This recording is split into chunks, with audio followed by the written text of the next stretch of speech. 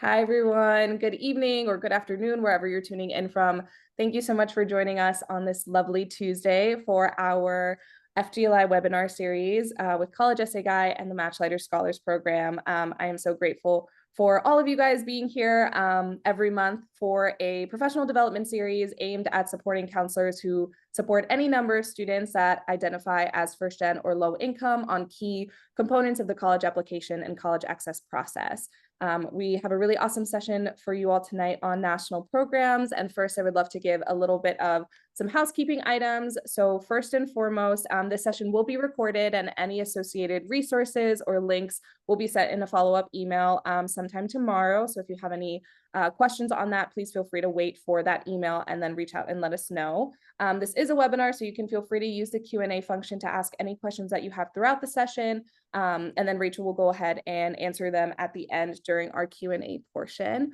Rebecca, who is our lovely moderator this evening, is also going to put in the chat our live session survey where you can give some feedback, some ideas on topics you'd want to see in future FGLI webinar sessions, and anything else you want to share with the broader College Essay Guide team.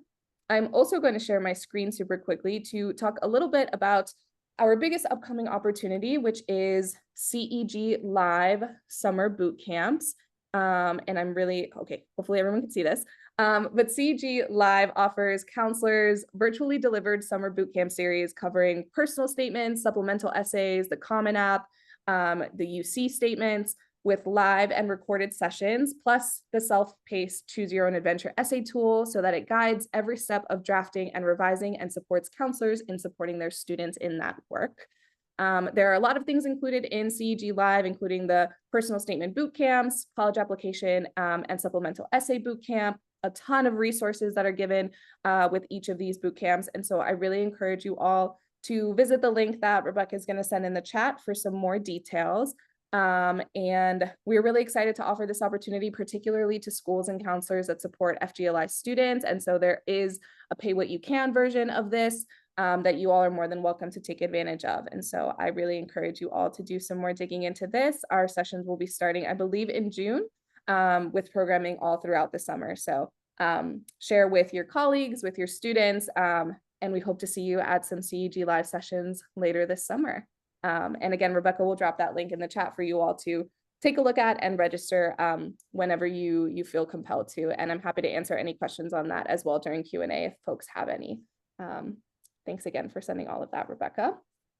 And with that being said, I'm really excited to introduce this evening's FGLI webinar series session, which is on national program opportunities. We're really fortunate to be able to work with and spotlight QuestBridge, which is an amazing college access program. I was actually part of QuestBridge when I was in high school. I was a college prep scholar, and so it's an organization I hold really dear to my heart. And we're lucky to have Rachel Fishbein, who is a senior program manager at QuestBridge, for this evening session. She's going to do a little bit of an overview on QuestBridge, kind of those commonly asked questions. But again, as you come up with questions, both from your perspective and from the perspective of your students, we encourage you to ask that in the Q&A box, and we'll get to it at the very end.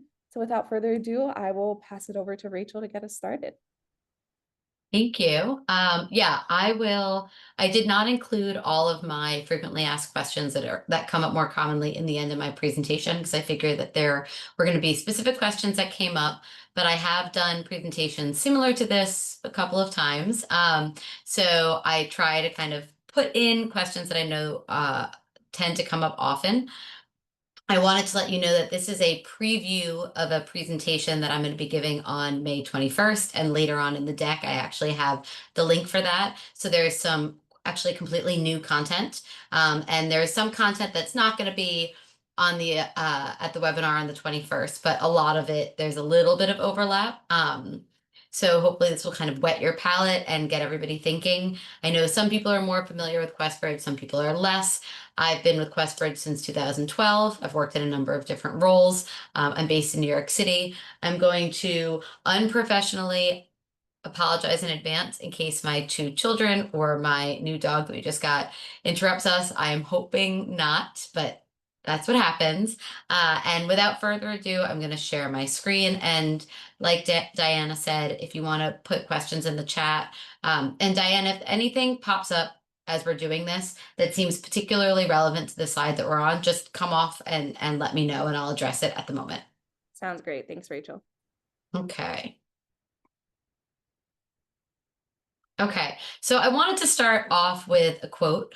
Some of you may know that we survey our students all the time, especially but all of our QuestBridge scholars, and we get a lot of responses specifically from students that have been matched to a college partner.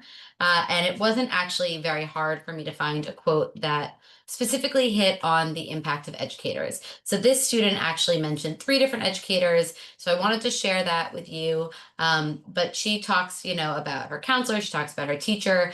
We have quotes talking about matchlighters,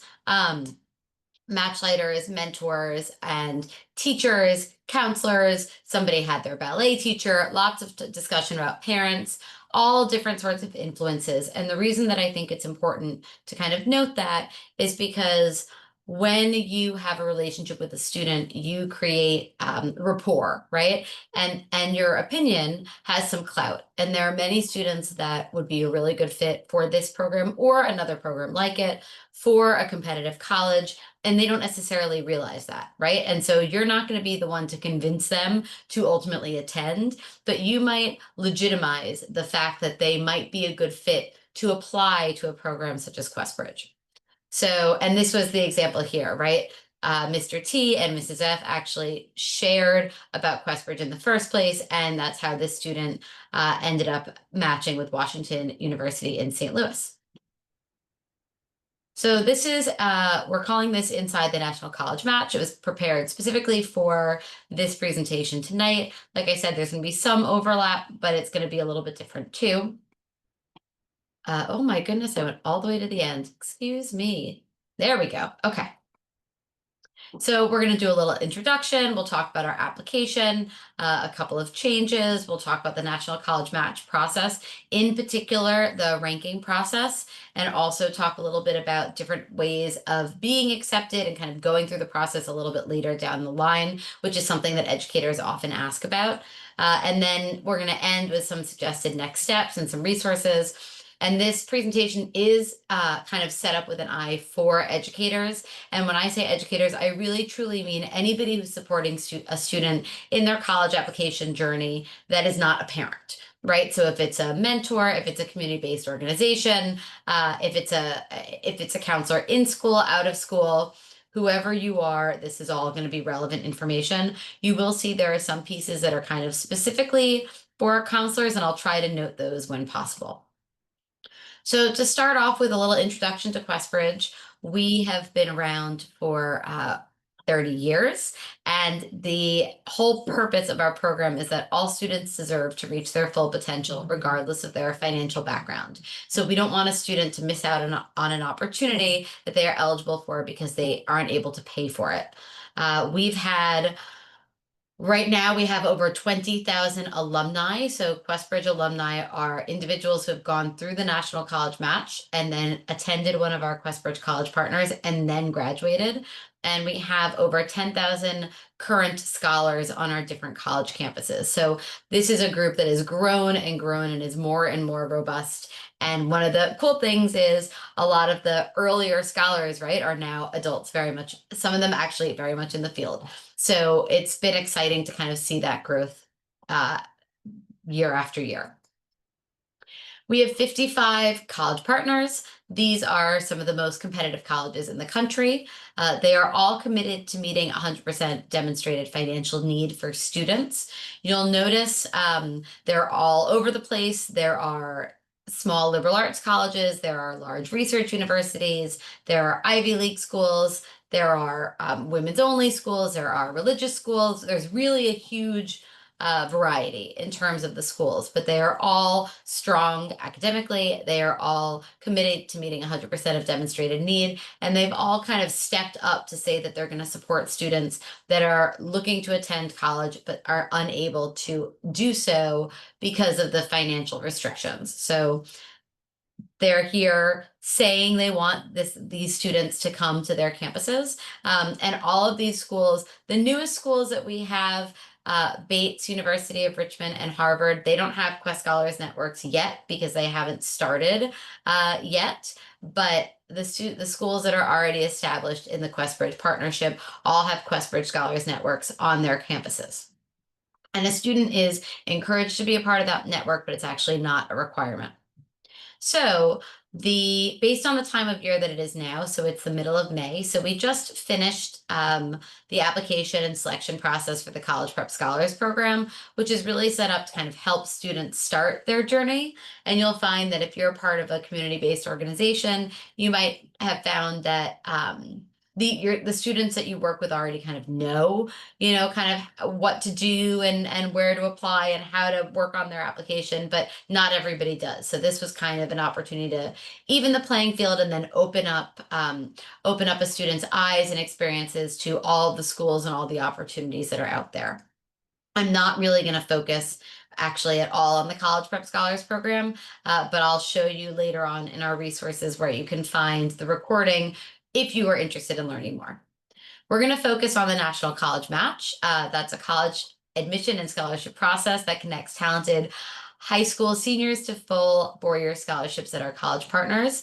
It's useful to note that we are a scholarship organization that is providing connections. We are not a foundation. So the students who are matched through the National College Match actually are receiving funding directly from the colleges, not from us, but we are the ones kind of connecting them, letting them know about these different schools and providing some opportunities and resources. Once a student enrolls, if they are a finalist, and then they enroll in a QuestBridge school, then they become part of the QuestBridge Scholars Network. And then when they graduate, they become part of the Alumni Association. As I shared, the Alumni Association has grown and grown. In 2024, there were over 50 different events across the country. They have dinner with strangers, they do career events. It's really a cool opportunity. And we have a lot of students that, they're from one place, they go to college somewhere else, and then they settle somewhere else after college. And so it's really wonderful to have all those networks along the way. I mentioned that the College Prep Scholars Program just finished, so I did want to include this note here. So students are not required to apply to the College Prep Scholars Program, and they're not required to be accepted in order to be eligible for the National College Match. But last year, College Prep Scholars were over 7 times more likely than other applicants to receive a full four-year scholarship through the National College Match. So, we could make some guesses, that there's some conjecture as to why that's the case. Some of the reasons that we think that might be the case is because those students are really ready, right? They're kind of on top of it. They decided to submit. They knew about QuestBridge. They decided to submit their College Prep Scholars application. They academically and financially were already a strong fit, so that makes a lot of sense. But I do want to share this because there's some commonality, but it's not a requirement one way or the other. So if you have a student who didn't know about it, who didn't apply, or maybe you even have a student who did apply and was not accepted, but academically they're still kind of on the up and up, those are the kinds of students that we would recommend apply to the National College Match. So the National College Match, we're going to talk about this more later, but what we're really kind of known for is this full four-year scholarship with no loans or parent contribution if the student is matched. The ranking process, which is the consideration for early admission at up to 15 college partners at the same time, and then the fact that it's a free application. So that, depending on where you are in the process and what your experience is, students find different pieces of this really kind of beneficial. But these are things that are really unique to QuestBridge. So first, we're going to talk a little bit about who is a strong candidate for QuestBridge. And this is really important because we are not a program that is for everybody, but we are looking for students who are attending high school in the United States. So if they are attending high school within the United States, they're eligible to apply. Or if they are not attending high school within the United States and they're living abroad, then they need to be a US citizen or a permanent resident. We're looking for students who academically are very strong, earning primarily A's in the most challenging courses available. If they are at a school that ranks their students, they would be ranked within the top 5 to 10% of their class. And if they are taking standardized tests, then this is the middle 50% of scores that are reported. So I think we all know, right, with everything with scores and schools going test optional, anecdotally, it seems like students who submit scores tend to be the students that have stronger scores, right? And so I just think it's important for you to understand that this range that we're giving for the SAT and ACT scores, that's actually the middle 50% range. So there's 25% that is below of students who reported scores, and then there's also a fair number of students who actually did not report scores at all. And it is not a requirement for the National College Match, although some colleges do require standardized testing. So that's the kind of thing that a student will really need to pay attention to. We're also looking for strong writing skills and then intellectual curiosity. So a student needs to be academically qualified and then also financially qualified. So that means that they are typically coming from households that earn $65,000 or less. They have minimal assets. That means minimal savings and equity. And they may have some extenuating circumstances that impact household finances. And there are places in the application that they can explain that, and they really should. And I'll talk about that on the next page. Excuse me, a little bit later, I'll talk about that. In the personal circumstances kind of thought process when we're reading an application is we're really looking for character and strength.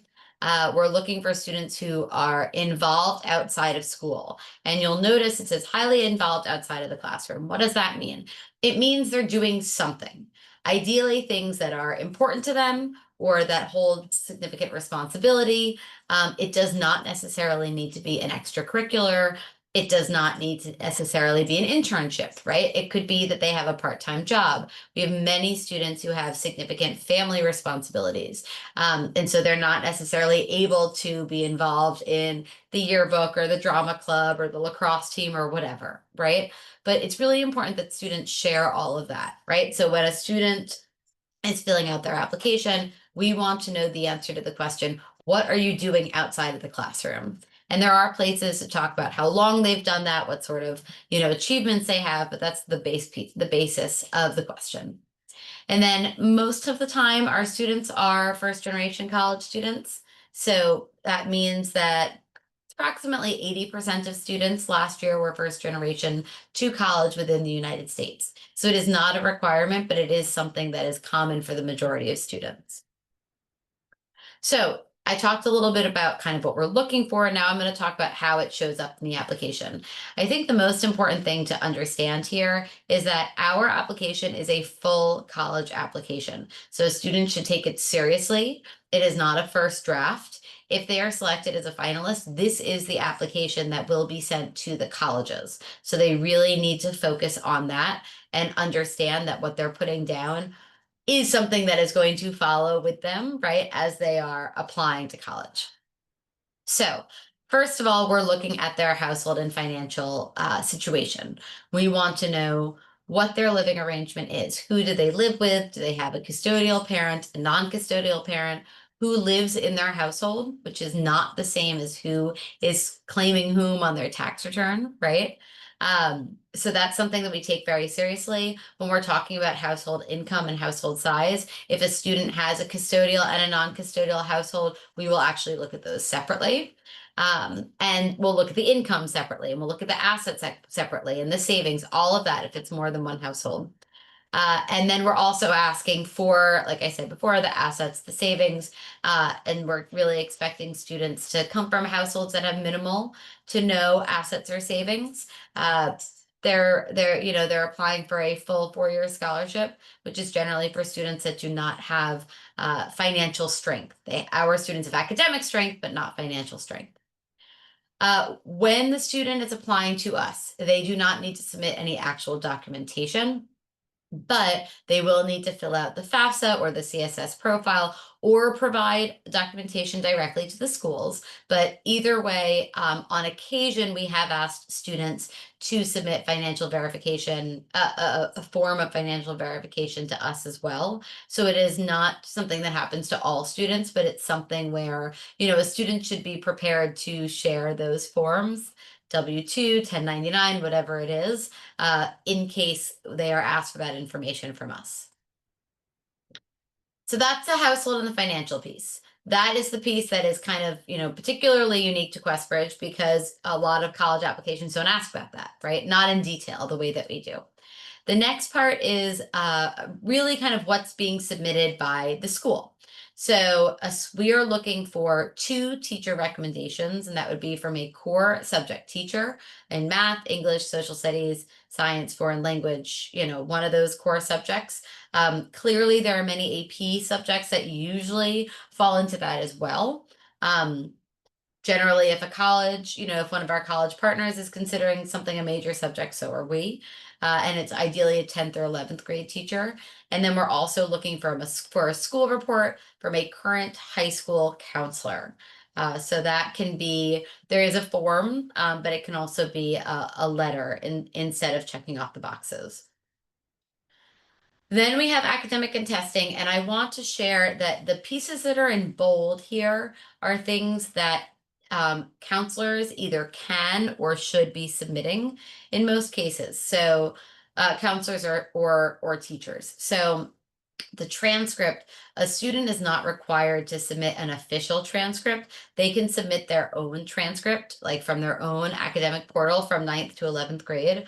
But if they do have a counselor submit that transcript, many times the colleges will consider that an official transcript, and then you would not need to submit it again directly to the colleges, right? So it's one of those examples of work earlier, not work extra, right? So getting that official transcript of 9th, 10th, and 11th grade. If it shows the 12th grade courses that the student is taking, that is wonderful, but it's not a requirement.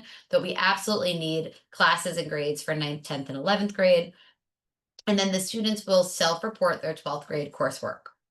Then either the counselor or the student can submit a standardized test score report. They can redact information that they don't want to be shared, right? If they only want to share certain scores, that's totally fine. They're welcome to do that. And that can be a screenshot, it doesn't have to be an official score report. We're also looking for any honors or awards that they have received or that they partook in. And then the last piece here is the school profile. So I highly recommend, if you are a counselor or a teacher, that you connect with the school's college and career and counseling office and make sure that your school has some version of a school profile. It's really helpful for us to understand the context within which your student is learning. We recognize that every school is different. Some schools have APs, some schools don't. Some schools have dual enrollment, some schools don't. Some schools have a million extracurricular activities, some schools have 5 extracurricular activities. Some schools have restrictions in terms of what classes a student can take. All of those pieces provide context for your students' transcript, their full application, and is really helpful when reading. And that's something that we have found, but it's also something that has been echoed by the admissions representatives at our college partners as well. And then the last kind of main component is its activities. So as I shared, extracurriculars, it can be if they are involved in a club, if they volunteer, if they work, if they have athletics or hobbies, even if they are kind of personal hobbies. We have students that do weightlifting, right? Or they're writing a book, or they're an artist and they work on that in their free time. All of those are included. If they're involved in a community-based organization, they should put that down. They should also absolutely share any home or family responsibilities, and they should recognize and feel free to kind of share a little bit more, right? So to say, oh, I help my grandmother out after school, that doesn't do much, right? But if, we've had students that have shared, my grandmother has a hard time walking, and so I help with some of the chores in the household. And then I also make sure, that she's got dinner ready, or I have that we have dinner ready for her, or I take her to her doctor's appointments. I've been doing this for the past 5 years. That's the type of thing that really gives us context to say, wow, this student is really involved. They're very dedicated. They have a lot on their plate. Look how good they're doing. Look how well they're doing, even though there are these other things that also require them to be mature to take on responsibility. And then there's also paid and unpaid work experience, internships, all of that. Some of the pieces that I think are most unique to QuestBridge is that our application has a couple of writing sections. So we're going to have a major personal essay. We usually announce that prompt in the summer. We have short answer questions, and then we usually have kind of an in-between sized writing exercise. We've kind of moved back and forth a little bit in terms of what we have done, excuse me, from one year to another to kind of learn a little bit more about the student, right? And I think students sometimes forget when they're filling out this application that ultimately this application is going to the colleges, right? So we want to hear all the different things that they're interested in, that they're inspired by, that excites them, that motivates them. There's not a specific topic or a specific style of writing that we're looking for, other than the fact that we want to make sure they're answering the prompt, right, that they have chosen. We also have these very unique additional information sections. So I've gotten questions on this in the past about if this is extra credit. It's not, but it absolutely helps for clarification on occasion, right? So one really easy example is we've had students where they put down that their family owns a home, and then in the additional information section, they say, actually, their family and their dad's brother's family share the home. So the home is actually owned 50% by their family and 50% by the other family. That's a really crucial piece of information when we're thinking about the type of equity that that family has, right? If a student has, if there are significant medical costs in the family, that's the kind of thing that they should explain in detail. If they wanted to take, if their school only offers a couple of APs and the schedule conflicted, so they can't take all those APs, that's something else that they should provide in the additional information section. And it's not required, but if you read their application and something looks like it needs some explaining, that's where you would utilize that. And then we're also going to be offering an optional video, which is through Glimpse. We did this last year as well. It is optional. Students are not dinged if they do not submit it. It's really up to them. We don't have any sort of portfolio. So students sometimes talk about things that they care about. We've had students that have performed on it. They can really choose however they want to utilize that, but they do need to understand that they can't pick and choose which colleges receive that. So if they are utilizing this video, it will go along with their application just like all of the other components. So this kind of switches gears a little bit, but I've spoken a lot about the application. And it's a lot of work, right? It's good work, it's important work, and honestly, it's the work that the students are going to do sooner or later, right? But I think it's worthwhile to understand a little bit of context, which is in 2024, we had 7,288 students who were selected as finalists for the National College Match, and I'll talk a little bit about that, what that means in a few minutes. But then, sorry, I'm going to have to mute for 1 second.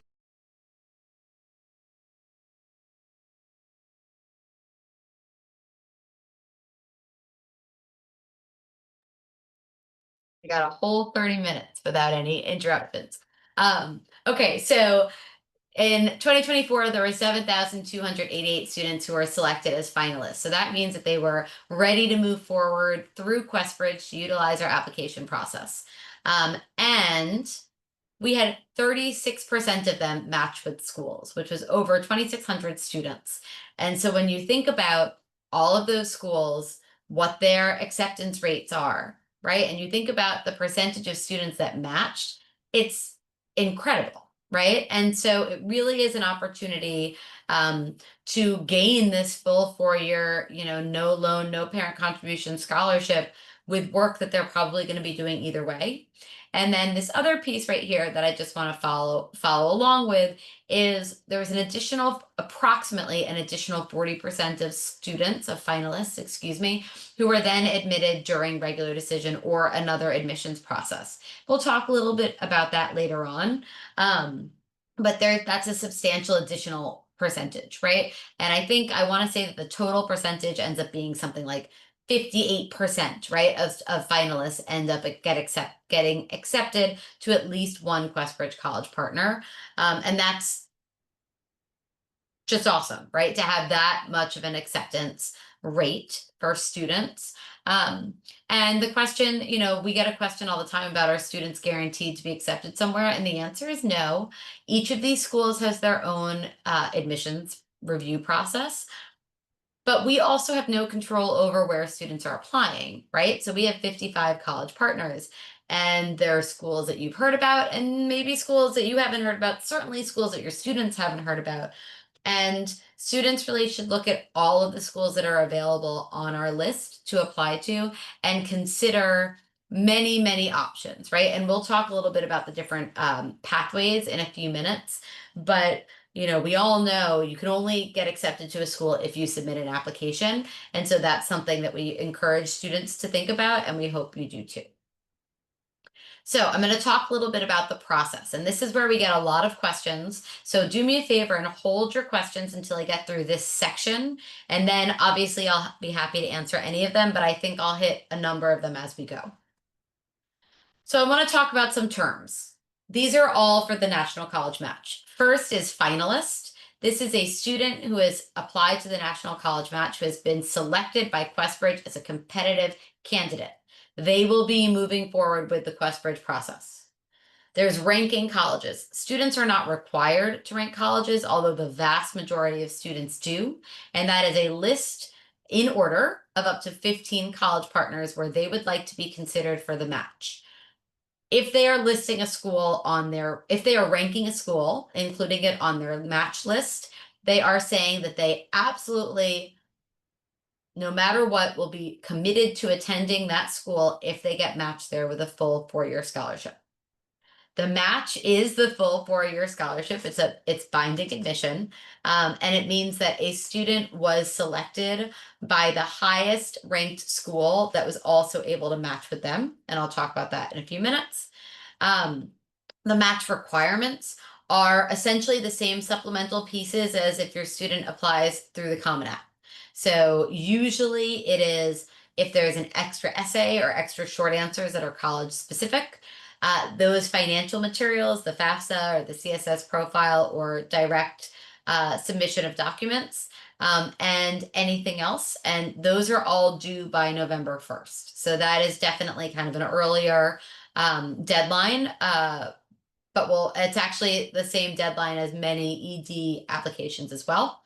And then there's QuestBridge regular decision, and that happens later on. They still apply at the same time. It's the same application, but then they decide later on that they're going regular decision. And the important part about QuestBridge regular decision is that it is not binding. So when we're looking back at like that free application, right, and the multiple pathways to be accepted, the students that see schools that they're excited about, but they don't have the bandwidth or the financial capability to visit a school, and they don't feel ready to list that school on their match list. If they're not matched to a school, they can put that on their regular decision list, and then in the spring compare financial aid packages of the schools that they were accepted to. So we have updated this timeline, which I'm really happy about, and I think it offers a little bit more perspective about exactly when things happen and also what educators can do. So the application opens in late summer. Usually it's the very end of July or the beginning of August. So I'm based in New York City. For me, that's the middle of the summer. If you're in Mississippi or Florida, that's kind of the end of the summer. But anyway, it opens in late summer, and you will likely be receiving requests to have those letters of recommendation or school reports. You could receive, I hope that students will be talking to you about this before the summer, but once the application opens, that's when you'll get the actual link to submit one of those reports. Our application is due this year on September 30th. We haven't announced that in a broad scale. We have announced it. It is public information, but you probably won't see it many places yet. So now you know. September 30th, our application is due. That is all the materials. If a student needs it for the college and we need to review it in their application, they must include it.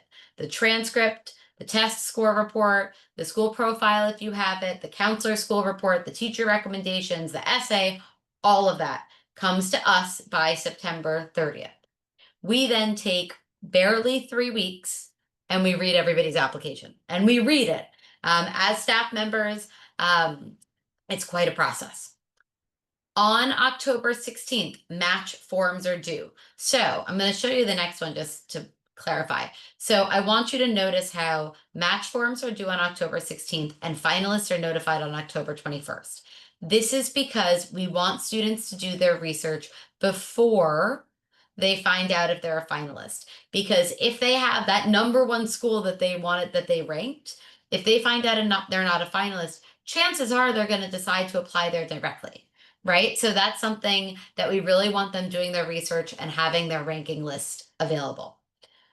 When they fill out their match form, we do ask for it to be signed by a parent or a counselor, but there is also an opportunity to update that form later on in October.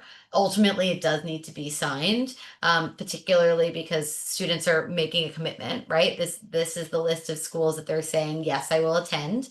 But if that signature can't happen before October 16th, they should still submit their ranking form. On October 21st, finalists are notified. That is all all applicants are notified as to whether they are a finalist or not. So even students who are not finalists will still receive notification. And the reason this whole process is so early is so that the students who are not finalists still have the opportunity to move forward however they want, unrelated to QuestBridge. So only finalists will be moving forward with QuestBridge. November 1st, match requirements are due. So for the students who ranked colleges who are finalists, they need to submit match requirements directly to the colleges. And I need to reiterate that by the middle of October, QuestBridge is not accepting any more materials. Anything that the students need to submit, anything that the educators need to submit, all of that is going directly to the colleges. In early November, the regular decision form opens. So for students who are not ranking schools, for example, they can start working on that. For students who are ranking schools, they should be planning their next steps, right? But they don't have to worry about it completely yet. Match day is December 1st. So all students who are a finalist who ranked will be notified. Non-match students will decide what their next steps are, right? And we can talk about that in a minute, including fill out the regular decision form. Early 2026, any additional regular decision requirements are due. The biggest one there is usually a mid-year report. Again, that is sent directly to the colleges, and that's because in September, students didn't have grades, right? By the time you get to January or February, they absolutely have grades. And then in the spring, for students that had gone regular decision, they consider all their options and decide where to go. And if they are deciding to go to a QuestBridge college partner, then they are part of the QuestBridge Scholars Network. So it is not only match students that are a part of that. It's also students who are finalists who got in from another way.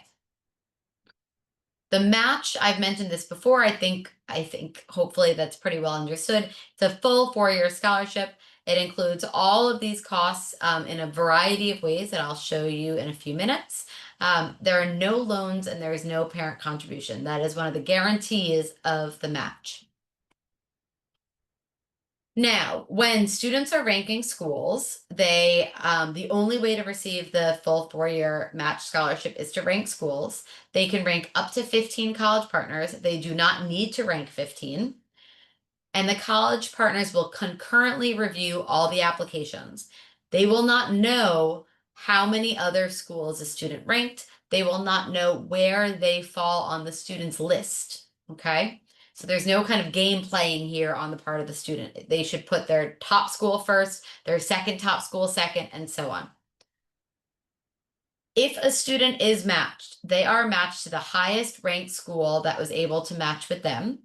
They are matched to a maximum of 1 school, and they are committed to attend the school they matched as it is a binding admissions process. So if they ranked 15 schools and school 2 and school 12 comes back and says, we want to match with this student, they will get matched to school 2. They will not know that school 12 said the same thing. Here is an example of the match scholarship financial aid package. This is from 2024. 2025 information will be updated in the early fall. But Bowdoin in 2024 was saying that this is the average cost to attend with all of the kind of breakdown of what that means.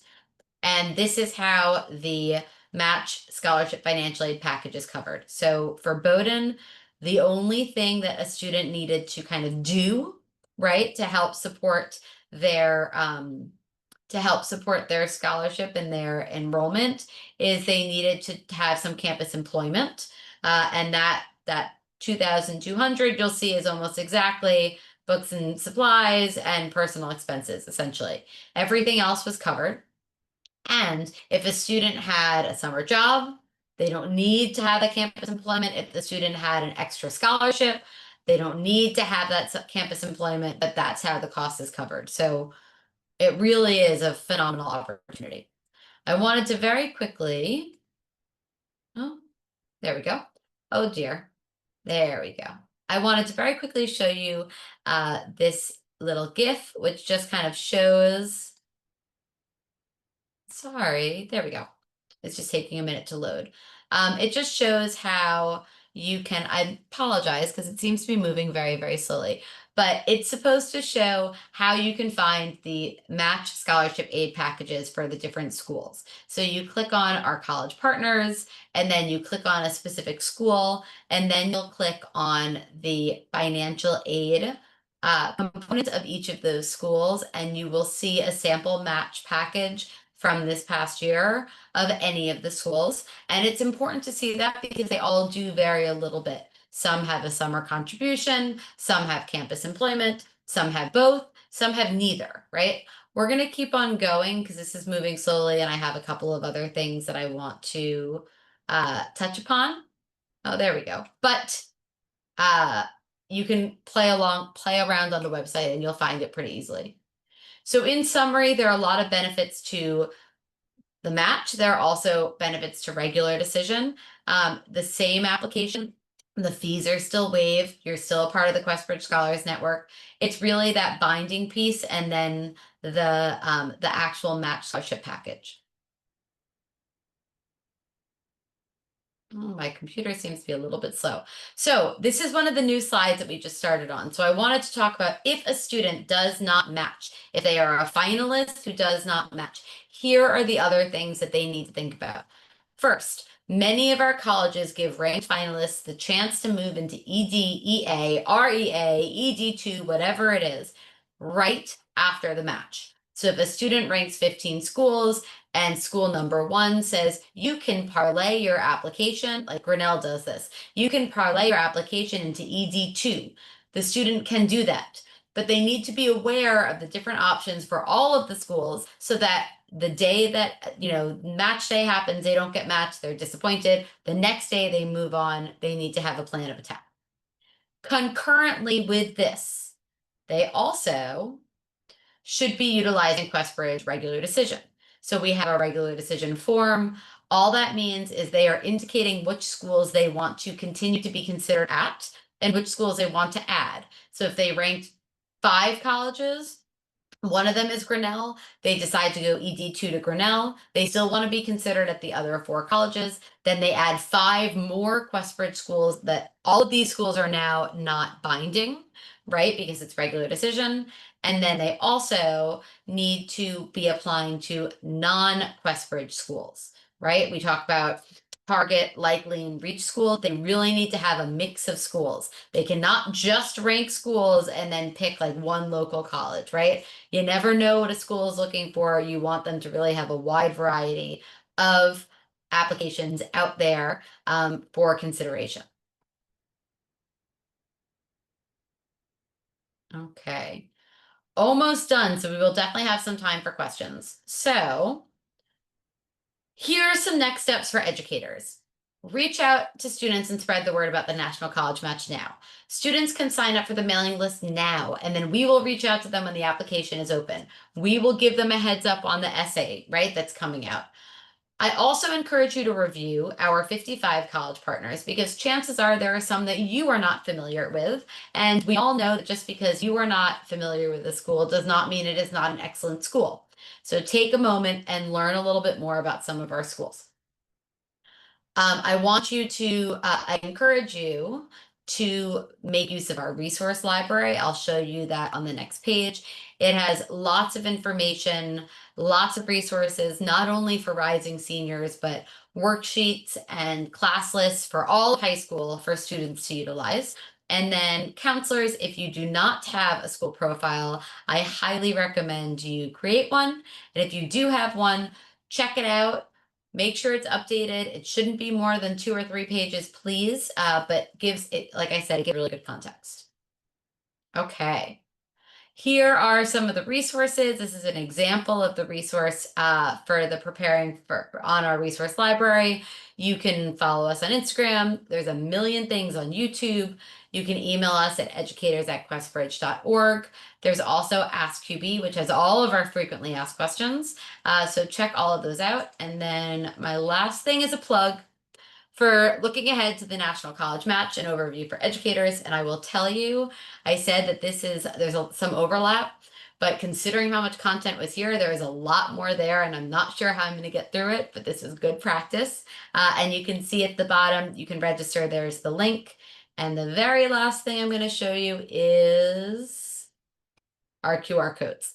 So you can find the events there, join our mailing list if you haven't already, and there's the resource library. And now I am going to take some questions. Diana, do you want to share them in a specific order, or would it be easier for me to read through them? Yeah, definitely. Oops. Okay, sorry. Yes, we only got a couple questions so far, but I think that they're really good conversation starters while folks are generating their own questions. So first and foremost, thank you so much for giving us this preview of this really awesome updated content. We did get we have a couple of, I just saw someone raise their hand. Definitely feel free to use the Q&A box to share your questions. I did get a question from a counselor that says, I've supported students with the QuestBridge process for around 5 years. The 65K threshold hasn't changed in that time, even though cost of living has gone up. Do you have any thoughts, Rachel, as to why that threshold hasn't changed or if it will change in the near future? I have no thoughts. There's nothing that I can share about that, unfortunately. I feel you. I understand. When I started, it was $60,000, so we did raise that a little bit. But that's in 12 years. I can confidently say that that is not within the purview of what I do in the organization. The only other thing that I can say is that, we have thousands and thousands of students who are applying and being selected. So those students still are out there. But I do understand that it is hard because in a lot of places, like in New York City, you could be making, a fair amount over that and still be struggling financially. And so I can understand that that's really frustrating. And unfortunately, though, while we do take context into consideration, and 65 is not a cutoff, we do have a holistic view of the process, but it is a general guideline, right? And with household size and all of that, it is something we look into, but it is not the program for everybody, and that's one of the reasons. Yeah, awesome. Thanks, Rachel. And similarly, someone asked if you can explain more about how a non-custodial parent's income is used. Is the family income, that 65K threshold, inclusive of both custodial and non-custodial, or is it just the custodial income? We look at each household independently. So custodial and non-custodial, we will look at both of those incomes, but they are considered completely separate households. And that also means, if your parents got divorced and both of them remarried and they have additional kids and maybe grandma's living with one and your uncle's living with another, like we'll take all of those people in that household and all of those people in that household. So it is, all of those things are considered. They're not combined, right? They're considered separate. Awesome, thank you. Lou asked, can you explain the minimum test score again? You had a range, but does it depend on which school the student chooses to rank? So we don't have a minimum test score because we don't require test scores. Okay, that's the most important thing. A student does not have to submit test scores. We do recommend it. They don't have to submit test scores. I actually don't even know what like the lowest 1% would be, right? Like we don't even internally are not pulling that data. But you bring up another point, which is really important. When we read an application, we are not looking at where the student ranked. We are only looking at, in our very involved rubric, academically, financially, leadership, personality, character, all of that. are they a good fit in general for Questbridge? So there are probably going to be some school. First of all, some of our schools don't take tests at all, right? Some of them are test optional, some of them are test required. We're not considering all of those individual components when we are looking at an application. And in fact, we often have students that do not submit test scores to us, but then submit test scores directly to a school that requires it, right? So there's I guess the good thing is there's flexibility. The bad thing is for a student, that means they have to kind of be on top of it, but it does allow for optionality. Awesome. Thank you, Rachel. So another question that just came in is the main essay, that 800 word essay, has also stayed the same for several years. Do you know if that will stay the same again this year, or if that prompt will like ever change at all in the future? It has not been exactly the same. I can tell you for certain that there's been some tweaking. And certainly in the past couple of years, there used to be kind of three options that a student chose from. So maybe some of those options were the same. We have not finalized the exact wording yet. But it's going to be it's the same general theme. And part of that is, although our application is different from other applications, we don't really want students to have to do double work, right? So we have many students that ultimately utilize a similar version if they use the common application, especially if they're not matched, right? So having something a little bit more general with a little bit of flexibility allows for that. Awesome. Thank you. And another attendee just asked if you can please review again the citizenship requirement. I think they might have missed that at the beginning. Yes, if the student is enrolled in high school in person within the US, they are eligible to apply to Questbridge. It is only if they are physically living outside of the United States that you need to be aware of if they are either a US citizen or a permanent resident of the US. Right. Awesome. Thank you. Another interesting question came in. How do Questbridge students fare in these colleges? Do you guys track graduation rate or any other kind of success and persistence metrics? Yes, I don't actually know the explicit information that we share publicly, but I can tell you we do track. That's why we know we have over 20,000 alumni, right? They are extremely successful. And I think one of the reasons that they are extremely successful is because we are honestly selecting students that are already academically prepared to attend, right? Usually they're ones that kind of got on the ball earlier, right? And then they do have those support systems on campus if they choose to use them. Again, they're not required to identify with with the Questbridge Scholars Network, but they are there, right? So we have very motivated students that really kind of stepped up earlier on, knowing this is something that they wanted to do. And so they tend to graduate at the same rates as their higher income peers. Awesome. Another question came in. What is your experience with the Glimpse videos? Do most students use them? And if you have a personal opinion to share of kind of their effectiveness or what they add to the application. I have no opinion on effectiveness because again, we're not creating a specific class of students, right? So we're not looking for students with this personality or that personality. I think that when we were reviewing them last year, there were definitely some that added, kind of another level of personality. Like I said, I think that if the student has something that they really excel at, that you can't see, right? Whether they're showing artwork or performing or something like that. That's one, again, it's like a teeny tiny mini snippet of a portfolio. There were a couple of cool ways that students kind of shared things about themselves. Some of them were casual, some of them were a little bit more formal. Um, they the process, if I remember correctly, is they can watch the recording after they record it, but they can't make multiple videos and then pick the one they want. So it's one of those things that they can't do it forever and ever and ever. I would say that, like, again, I can't say how effective it was in terms of having a student be selected or not. But I would definitely say if you're going to do it, be thoughtful about using it, right? Like think of it as another component of your application, not just like another 90 seconds where you're like talking about what you already talked about in your essay. That's not helpful or successful. Yeah, awesome. Thank you, Rachel. I think that's it so far that's come in terms of questions, maybe one or two more in the last couple of seconds. Someone just asked, can they watch the video and choose to delete it? Which I think the answer is yes, based on what you were saying. And like They can re-record. choose, yes, they can re-record it, but like if they're like, I don't know if I love this, if they record it again, they lose the previous one. So And yeah. then one more question. What happens if a student is selected, but they don't attend or they drop out? Do they have to pay the money back from that scholarship?